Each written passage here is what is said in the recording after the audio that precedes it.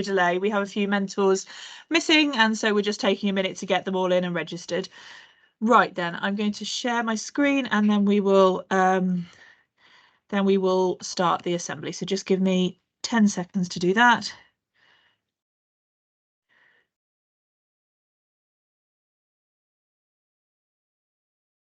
Oh, right then. Good morning. I hope everyone had a lovely weekend. I'll get straight on with it. So firstly, this is probably going to be my last assembly to you before I go on maternity leave. For information about my plans, I will be back after half term, but only for a few days. Now, the reason that means I'm unlikely to see most of you is that I'll be in for either all of or some of the work shadowing week, depending on how I get on. But the majority of you will be out of school that week having a placement. So this will be my last Monday assembly to you before I go. And then my current plan is to come back after October half term. Now, obviously, I'm not going to promise you anything because life happens and things change, but that's my current plan. For information, while I am off, Mr. Shepherd and Mrs. Gossel have been appointed to take over as a sort of joint role as head of sixth form, and so they will be sharing the role between them. So if you have any questions about any of the stuff you'd normally bring to me, please take it to Mr. Shepherd and Mrs. Gossel.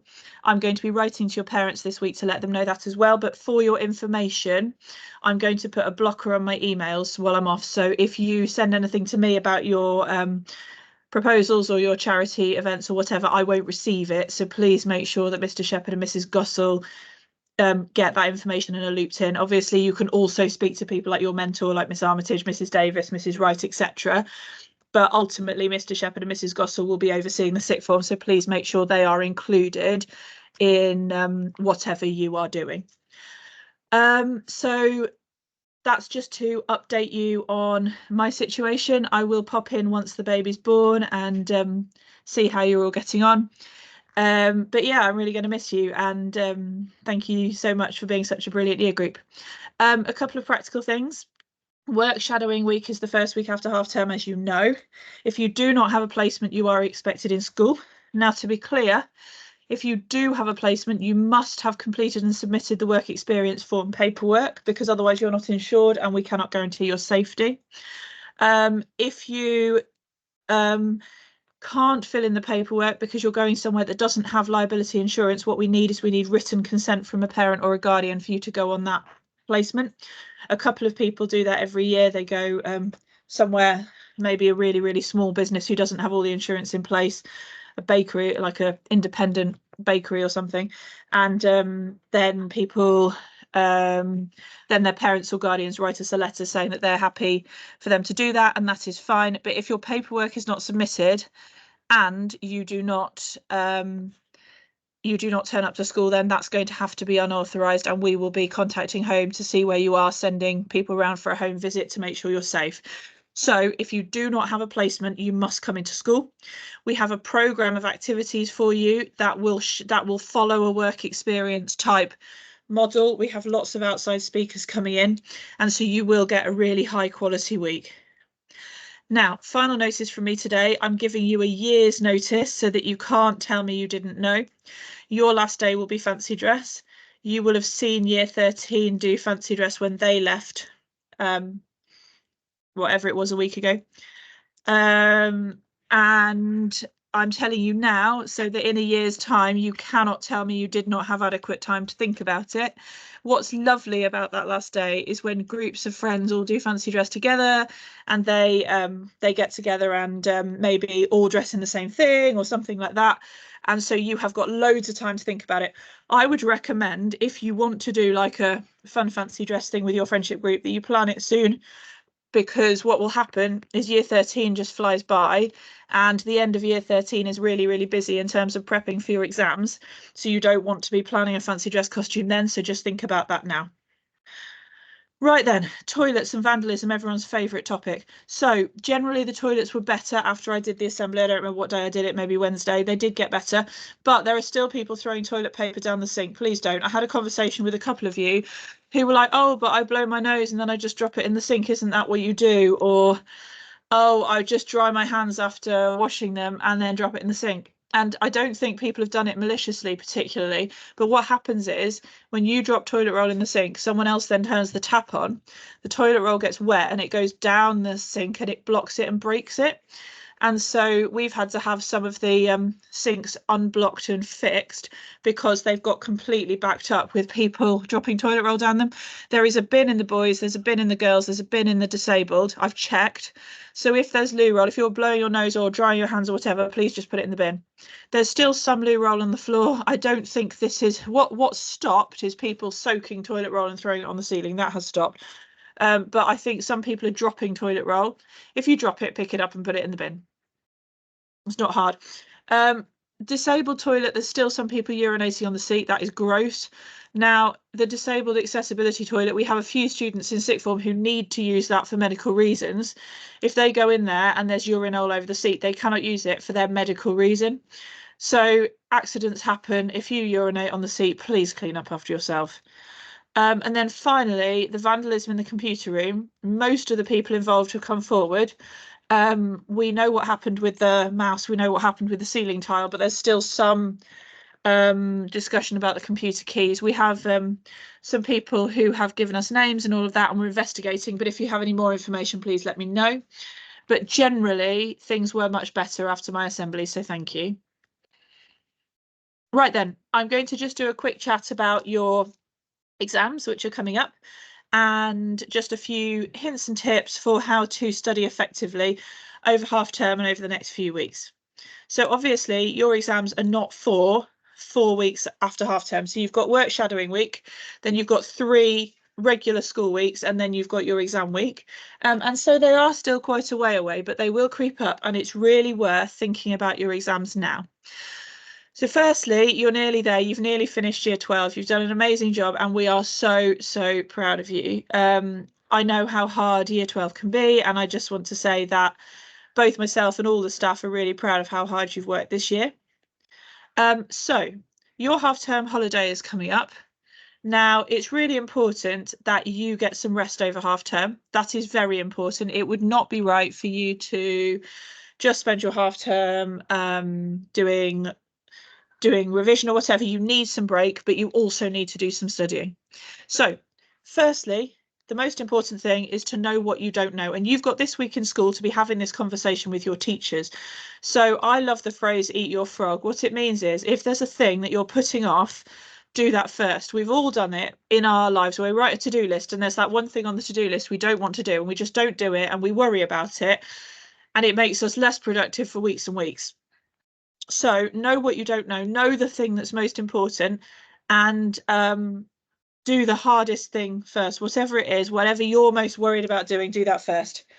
Secondly, spend this week before the holidays planning your priorities. In each subject, pick a couple of things that you are going to have learnt by the end. So if you've done an assessed essay in a subject and there's a certain area or skill that you've done badly on, set yourself a target that by the time you come back, you will have learnt those. So be really clear. Don't go into the holidays with generic thoughts of doing some revision.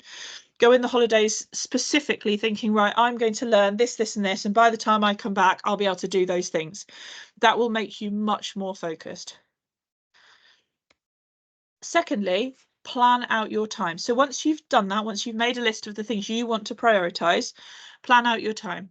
Interleave topics and subjects. So interleaving is a technique where rather than doing lots and lots of revising one thing at once, you chop and change between different topics and subjects throughout the day. And there's a lot of science and a lot of academic research suggesting that that helps embed things in your long-term memory really effectively. So we recommend that planning short regular breaks is really important. So if you're going to have a morning studying, you could, for example, have a morning studying and an afternoon resting one day. So 25 minutes work, 5-minute break, do that 4 times. So that's 2 hours, then half an hour off. Do that again and then go out for the afternoon and do something nice. And that would be a really, really good balance because you would have done 8 lots of 25-minute study. You can get so much done in short targeted sessions, but then you still get a lovely afternoon out and you get some breaks going on. So please make sure that you plan out how you're going to interleave your subjects. As I said, it is not a very effective mode of studying to sit down and do 3 hours of one subject or one topic, and there is loads of evidence proving that. So please make sure that you have planned out what you're going to do. And as I said, this is there was a study done a couple of years ago that suggested this is one of the most optimal ways of studying: 25 minutes work, 5-minute break, repeat times 4, and then have 30 minutes off. And as I said, make sure you plan in some rest days. So for example, if it was me, this weekend, I would not be doing any studying. I'd be having a weekend completely off to rest and then pick some studying up on Monday. You are absolutely allowed some days off. You're absolutely allowed some rest. Look after yourself, but also don't have no studying, because that'll make you more panicky and then you'll be less refreshed when you come back. So the next thing to do is to spend some time practicing combining topics and looking at things synoptically. So JCQ is the General Council for Qualifications, and it's the organisation that oversees all of the exam boards. It's like an umbrella organisation.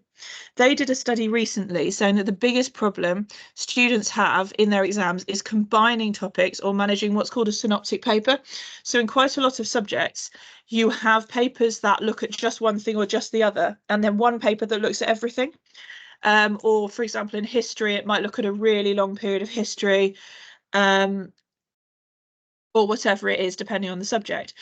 And JCQ have said that this is where people fall down. So if you're interested in getting an A or an A star in a subject, your highest grades, this needs to be one of your real priorities. So spend some time looking for exam questions which combine topics or are synoptic, and use the exam reports to check whether you've done these as well as you can. Exam reports are all on the exam board websites. You can access them really easily, and I suspect that your teachers will have identified them to you through Google Classroom as well. But what would be sensible is, if you do an exam question, particularly in an essay-based qualification, is that you do your essay and then you have a look at the exam report, and the examiner will have pulled out the things they were hoping to see and what the best answers have. And then you can compare your answer to those best answers to see whether you've ticked all the right boxes. And if you haven't, then you know what to include for next time. So next one, this is really important. It is essential that you practice exam questions, essays, and timed answers. Now, I think of this as training. If you were going to do a marathon, or you were going to do an athletics competition or a football match or something, or whatever it is, you would train. You would do your 3 sessions a week. You'd do, if you're running, you do your long run, your short run, your fast run, all of this. And actually, there's an extent to which you need to do that for exams. Now, your exams at A-level are pretty brutal. You need to be able to write for several hours on the go, and you need to be able to think for several hours on the go. Now, there are lots and lots of students who can do all of the different papers, but they can't necessarily do all of the different papers. When they're crammed together in 1 week, they might have 2 in a day. There's nothing we can do about that. The exam timetable is published by the exam boards, by JCQ, and it's brutal. So I recommend actually thinking of it as training, both physically in terms of the strength of your hand and of your arm, and in terms of training your brain to think for that long. Exam reports are very clear on the fact that students often do worse on the last question of the paper because they're tired. Students often do worse on the last exam in an exam period because they're tired. And so getting yourself trained to do practice exam questions is really important. I would put some time aside every day to do that in the holidays. As I said, obviously you're allowed rest days, but if there's certain days that you are studying, make sure that you have practice doing some sort of exam question on every single one of those days. Okay, this one should hopefully be obvious, but trust me, lots of people make this mistake. Keep a sensible routine. You've got the whole summer holidays stretched out ahead of you, and if you want to make irresponsible choices in the summer holiday, then that's up to you. But for this half term, when your exams are coming up, it's important to keep a sensible routine. Now, I know that lots of students use the holidays to go to bed at 4 o'clock in the morning and wake up at 2 o'clock in the afternoon for one of 2 reasons. Reason one is that they're gaming on YouTube, on their computers, whatever. And reason 2 is because they're out socializing. Now, whichever of these is you, that is really, really bad for your brain function. And having to get yourself in a routine and out of a routine within a week is really, really bad for your brain function and will affect how well you do in your exams. So for this half term, try to keep your regular bedtime and wake up time. Now, if your regular bedtime is 4 a.m. because you like computer games, then maybe it's time to reconsider that. But as I said, you have the rest of your life to make irresponsible decisions. And having to readjust your sleep cycle again in 2 weeks' time, which actually is for work experience, which is where you're probably looking to make a really good impression, will be a really bad idea. And so do make sure that you think responsibly. I'm not saying don't socialise, obviously socialise, obviously have fun. If computer gaming or going on YouTube or whatever it is your downtime, then do that. Just think really carefully about what times you do it so you can maintain a sensible routine. Right then, this is I think the biggest one. So mobile phones and distractions are the biggest thing that make the difference between what grades people get. There was a study done literally last year where 2 groups of students of similar ability did exams, and half of them didn't use social media or their phones at all for a period of time before the exams. I think it was about 2 months, and the other half did. And the ones who didn't use their phones all got at least a grade higher than their target grade in every single exam, and the ones that did use their phone got a grade lower. And having been a teacher for years, I can tell you now that mobile phones are a really, really big distraction. And so if there's one hill to die on, this is it. I'm not saying don't use social media. I am saying while you are studying, lock your phone away, shut any tabs. If you're willing, delete your social media. I think it'll do you a load of good, but I suspect not all of you are. But if not, get your family to lock your phone up when you're revising. If you're going to do your 4 sets of 25 minutes, you can buy a little Tupperware box that will lock your phone away for a certain amount of time. You can get them off Amazon. Lock your phone away for 25 minutes, put it at the other end of the room, get it for your 5-minute break, whatever it might be. But trust me, 25 minutes becomes 5 minutes when every 2 minutes you're getting a notification on your phone. If there's one thing that you do that will make a difference, this is it. Finally, it's really important to be selfish. Now is the time to focus on you. Don't agree to every invitation. I know what FOMO is like. I know what it feels like to think, oh, they're not going to want to be friends with me if I don't go out with them.